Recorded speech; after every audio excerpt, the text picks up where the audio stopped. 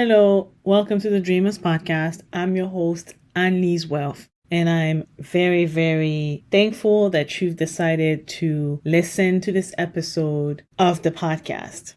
First of all, Happy New Year. I guess it's still the beginning of the year, so as far as I know, we are supposed to say Happy New Year all the way until the end of January. So Happy New Year. Thank you for joining me for today's episode. This episode will focus on secrets from first-generation real estate millionaire investors. The people here that will be involved in this episode have started investing in real estate with less than $15,000, and they are sharing amazing gems on how you can do it too.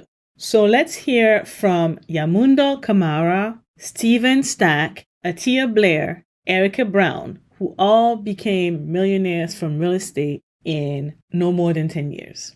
Some did it in a couple years, others did it in around 10 years. But out of all these people, the most amount of time that it's taken them to become millionaires was 10 years. So as you plan out your 2023, take close attention to these gems that they are dropping. All right, here it is. I started investing in 2020 during COVID. I always knew I wanted to invest in real estate. From childhood, I already knew and I've been inspired. And I kept reading about it when I came here. There were so many resources. I'm a reader. I like reading. I was a loner the whole time. So back home, I would go to any library, nearby school library, and just take books and read them just because I want to read, not just to escape, but it's not like I want to read them for fun. So I would read books and I'll come across the different books about wealth and stuff and I'll read them. But when I came, I already had a bunch of knowledge about stuff that I didn't even need because I just randomly read stuff. But when I was looking for a job, I knew that eventually when I get a job, I'm going to start investing, right? So what I did was put myself in places where I can access these resources, free networking events, free YouTube, like YouTube University. Go and just put real estate. You see a lot of people talking about what they do, how they achieve. So I've met a lot of people through like networking events that are free, and I'll just go there, talk to a bunch of people. I'll go on YouTube and check Bigger Pocket podcasts, join those and listen to people, listen to different people. So I already have been doing my research before I even started investing. So before I even got a job. So what I did was read these books that people are suggesting. So I did not reinvent the wheel or anything. I just repeat what people are doing. So 2019, I got a job with the CDC and I'm already in Georgia. I got a job with CDC and 3 months into the job, I was like, I think it's time now. I've saved 10,000. Like I've never heard that kind of money. I'm so excited. So in all my research, I always hear people say, oh, contact the local banks, contact credit unions, your local banks and all that, right? So I did exactly that. So me being in Illinois, because that's the only state I know, because I've just moved to Georgia then. So it's like, okay, I cannot afford houses in Georgia. Let me go back and look at where I used to live and close by there. So I kept going. Every city by where I lived was higher. I kept going all the way to the little cities, right? The smaller cities. And then I was like, okay, I think I can afford this area. So I did call the banks and I tell them I want to invest in real estate. What do I need to do? Some of them are like, first of all, your papers are not all there, even though you're allowed to work with your OPT, whatever. And some of them would tell me your credit score. So it's a bunch of reasons. And I got rejected. But there was just one bank that was there to listen to me. And they were like, you know what? If you really want to do it, these are the things you don't qualify, but these are the things that you can do. You can go get Capital One. I didn't have a credit card. I didn't know what that was. My scholarship at the university was a work scholarship. I do data analysis for the university and they waive my tuition fee and they give me $1,000 stipend. So with the stipend, I pay my room fees and all the little things and insurance and all that. So I'm left with like $100, go to Walmart, buy groceries. That's it, repeat for the whole 2 years. So I never knew anything about credit cards or how important it is to someone here in the US, especially. So I didn't have, they were like, okay, so the bank, so I guess they go get a credit card, Capital One, at least get 2. You work for CDC now, go join the credit union and build your credit, maybe get a secured card. I didn't even get a credit card when I applied for CDC. They asked me to do a secure credit card, put $300 down, and then pay it off, use it and pay it off until 6 months. So I did all of that the bank suggested. I was like, you know what? I can't wait this long. I went ahead and did it. So I called them back and I say, I did everything you guys said, but I can't wait. So what I did was I went and looked for a property. I didn't stop. I didn't let that discourage me. I kept looking for properties and I just analyzed them just for fun, just analyze. So I saw this property that was like 52, it was a triplex, 52,000. The seller was going through a divorce and they wanted to sell. They're desperate to sell. And it needed work, but I didn't know that at the beginning. They told me on paper that it's going to cash flow $2,000 because the rent are so and so and so. They gave me the rent roll, they gave me everything. So I was like, presented to the bank. I was like, these are the numbers, and I have 10,000 saved up right now. No matter what, I could put 8,000 down on closing costs and everything, 10 grand. I think this will work. They were like, okay, send all the documents. They were like, okay, we'll call you back. And then they called me back and say, okay, we'll take a chance on you. And they did. And the rest is history. So that's how I started. I later found out so many issues were wrong with the house, but I ended up going through. It taught me everything mostly 90% of the things that could be wrong in a deal, property. But me going through that process, I learned a lot, and it's brought me to where I am right now. Now the property cash flow close to 2,000 a month every month, and it's on Section 8. And it appraised for higher. Do you mind sharing which bank you ended up going with for that first property? Yeah. Yes, it's called Illinois National Bank. It's in Illinois. So how many banks or credit unions did you have to call and go to be able to get that one person or one bank to take it? I think I made a list of all the banks in Illinois. I think I Googled all banks there, all local banks. And you called? Yeah, I went through all of those banks. Yep, I did. I think this is important, right? Because a lot of times people will try, they're going to try a few, they're going to hear a few no's, and then they're just going to be done, right? And what happened here is that you just kept going until finally you got one bank. That's all you needed. You just needed that one bank to take a chance on you. And here we are, 2 years later. I don't even know how many doors you have, right? 29 plus doors. You said something earlier too. I think it's important that we touch on it because it's a very important part of the immigrant experience. You said that you needed to make more money because people rely on you. Whatever your income was, if you had to send however much every month, then you wouldn't have much to save and invest in your future. For anyone listening who might be in the situation where, they're helping take care of some people, they're sending money back home, I think the solution that you came up with is the best one. You have to earn more, right? Find a way to increase your income, increase your cash flow so that you wouldn't just help others and not be able to build wealth for yourself. I think that's very important. And you said that you were doing Section 8 for the most part. Okay, so what attracted you to investing in properties? Do you turn them into Section 8 or are they already Section 8 properties when you buy them?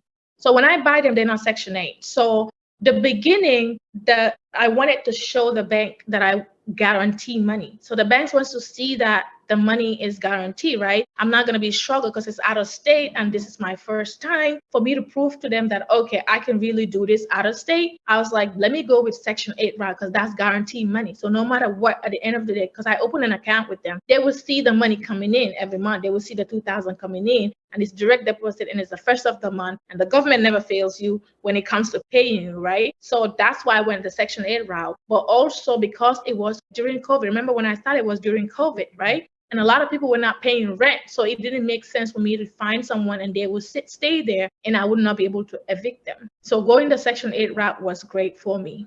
That's brilliant. And there's a lot of misconceptions about Section 8, right? So it's great to hear that you're doing it and that you're basically highlighting the fact that it's guaranteed money because, again, during COVID, a lot of people didn't pay rent, right? So if the thing with Section 8 is that you do have that guaranteed income coming in. How about like troubles with the people who are renting your properties? Because I think there's also a misconception about that. I never have any issues. Actually, it's not, the stigma is saying, oh, the Section 8 tenants are bad. They're going to destroy your house. It's the person. It's not the program. Does that make sense? Because when I give out a product, when I fix a house, I fix it like I could live in this house. I'm not fixing it thinking, oh, it's Section 8. They're going to trash it. I put vinyl flooring. I do nice paint. I make sure the appliances are working. Everything is working. Everything looks good. Like I would literally stay in my units, right? In my houses. If you fix a house just because it's Section 8, you put the cheapest carpet, cheapest, it's like, oh, it's Section 8. If you give somebody a trashy product, they will treat it as trash.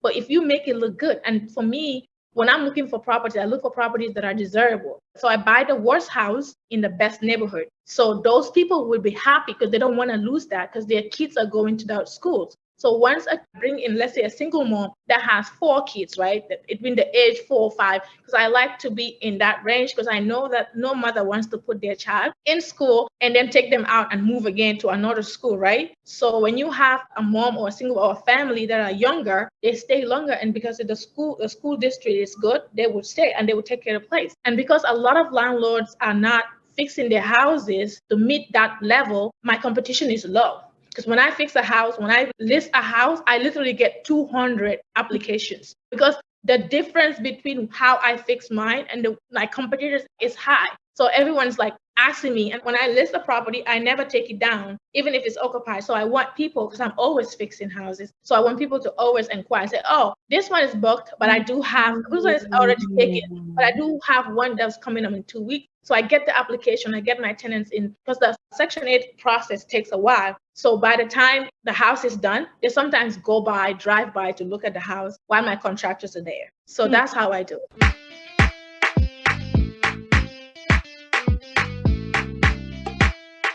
I've heard you on other podcasts say that you are a debt-free millionaire. So I'm curious to hear now about your decision to be debt-free, because if I'm expanding on what you're saying, then why not leverage debt to continue to build your real estate portfolio? Right. You're really hitting the nail on the head of where I was at. My understanding was, oh man, well, what if I have this much debt? I know I don't have that much money to be able to pay for this. If this goes sideways, now I'm having to work to keep these properties up and rolling. It was beyond what I could handle. It really would have meant that the investment would have had to work. But the reality is it would have worked.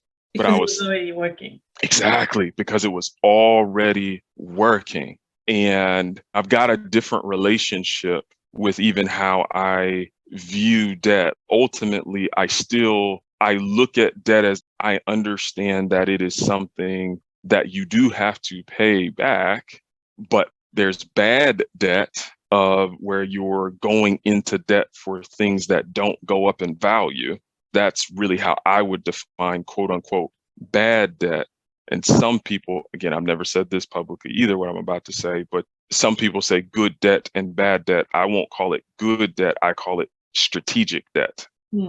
Because you do have to pay it back. Like, because if you're called on it and they say, hey, we need you to pay it back, now you're in a spot where you have to pay it back. But strategic debt says I'm acquiring this debt to get access to an asset that goes up in value and potentially generates income or cash flow that has a surplus beyond the debt payments I have to make. So yes, I am a debt-free millionaire, which includes even my home is paid off, which that was just a personal decision to do that. And I don't regret it. But here's the cool part about it. If I want to, I can always leverage against this thing, literally at any point. It's been paid off for years now, but it's not like I can't tap into the equity on the home. And for those who are wondering, it's called a home equity line of credit or a HELOC. I could do that if I wanted to have access to a fairly high 6-figure amount to deploy strategically to build more assets. I really like the strategic debt versus good debt, because it gives you a clear understanding that even though there is debt that is better than other kinds of debt, you still shouldn't leverage too much debt. So you have to be strategic about it. I love it. Since hitting the millionaire milestone, how has your life changed? Have you made any adjustment to your life?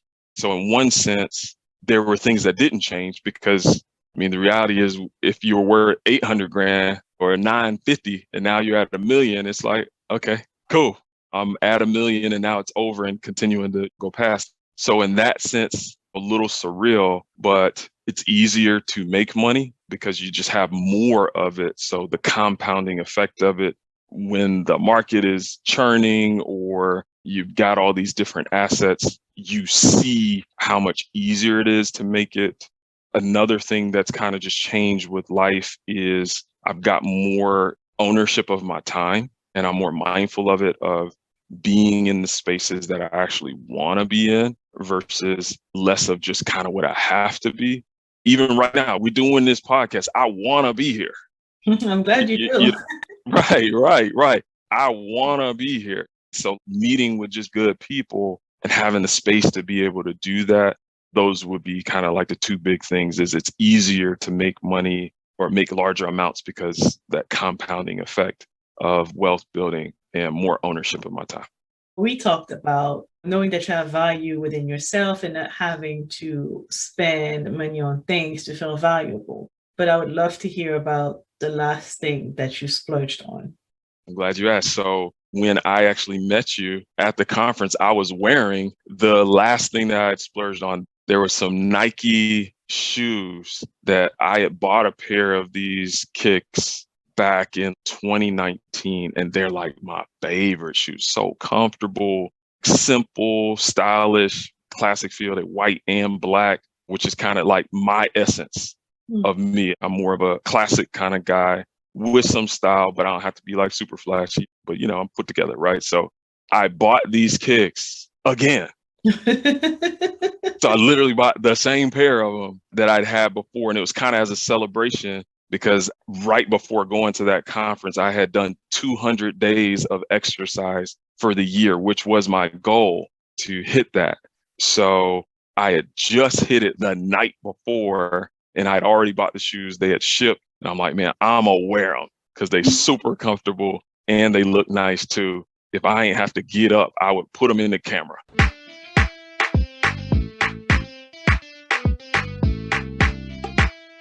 Were you using your profits to invest in the next property? Tell me more about that. Yeah, I was super disciplined. So I only did one at a time because that's all I could afford. Now I actually have 5 rehabs going on right now because I've really gotten good at using other people's money. But all I could afford was one at a time. And then I saved all that money and then I did it again. So literally I was rolling the money from one project to another. I was not at the mall. I was not at Louis Vuitton. I didn't go to start buying designer stuff. And this is important, right? Because people want to look rich and not be rich. I didn't start buying designer things until my net worth was at 7 figures. Super, super disciplined and just rolling the cash from one project to another. And so when I was 23, that was back in 2007, I purchased my first rental property. I lived in there and then moved out. That was 2007. It wasn't until 2011 that I did my first flip that I'm talking about right now. So that was a 4-year time frame. I was still working in television, saving up my money. I left in 2011. How long did it take you to save that first $100,000?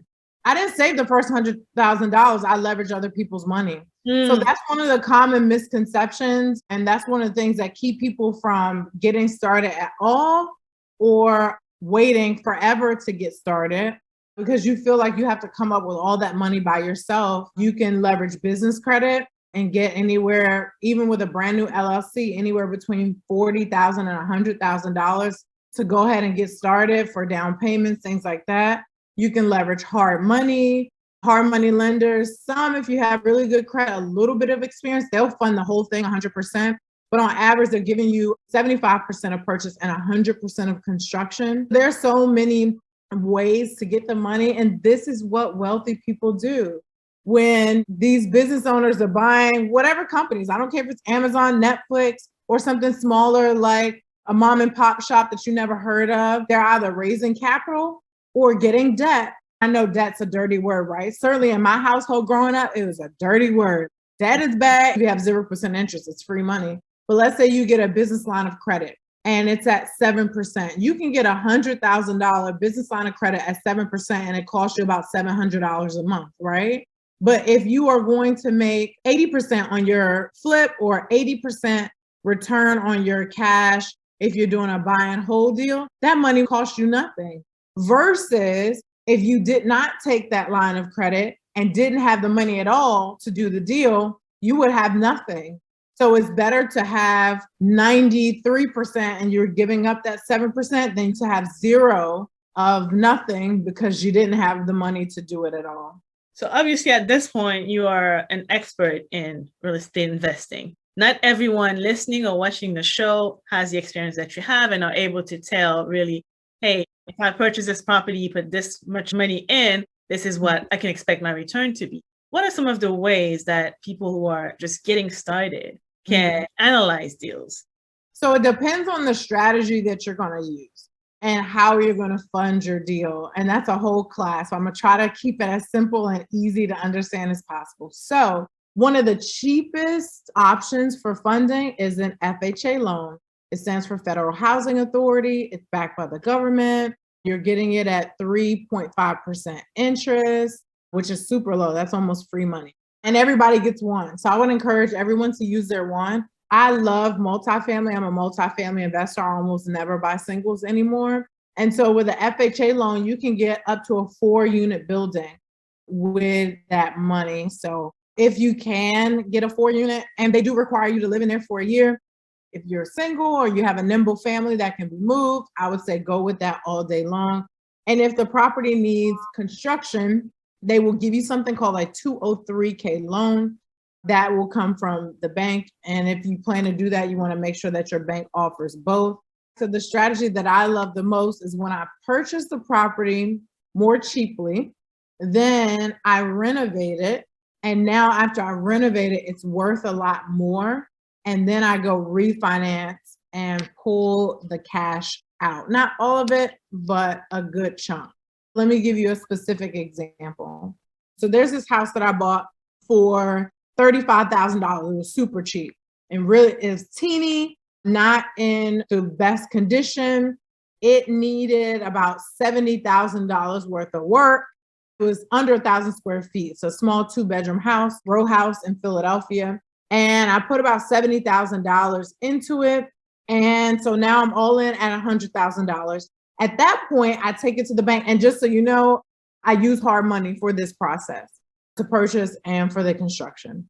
Then I go to a more traditional bank and I say, hey, bank, I have this property. I added value to it. Let me get a loan, right? They say, okay. They send an appraiser out. The appraiser appraises property for $212,000. Now, mind you, all it cost me was $100,000 and it wasn't even my money. So at that point, what I do is I decided to keep the property and not sell it, right? Even though it's worth $212,000, I wanted to keep it because once you sell it, you don't get the wealth building part of it. And we could talk about that. Everyone's talking about building wealth, but you can't build wealth flipping houses. You can make money, and which is great, but you can't build wealth. So what I did was I decided to keep the house. The bank is willing to give me 75% of the value of the property. So that came out to about $165 or so. So I was able to pay back the hard money lender $100,000. Then I was able to keep the rest for myself. So I got paid to pick up this rental property. And then now I have this chunk of cash. Next time I might not have to get a loan because I can use this chunk of cash to pay off the next one. Now you're thinking, okay, I have this debt. I have to pay off this loan. Yeah, your tenants pay it off. When they pay their rent and you pay your mortgage, they are paying off the debt on the property and you are able to get your monthly cash flow. So you're able to get that cash out up front. You're able to get your monthly cash flow and you're able to get the long-term equity. That is where the wealth is built.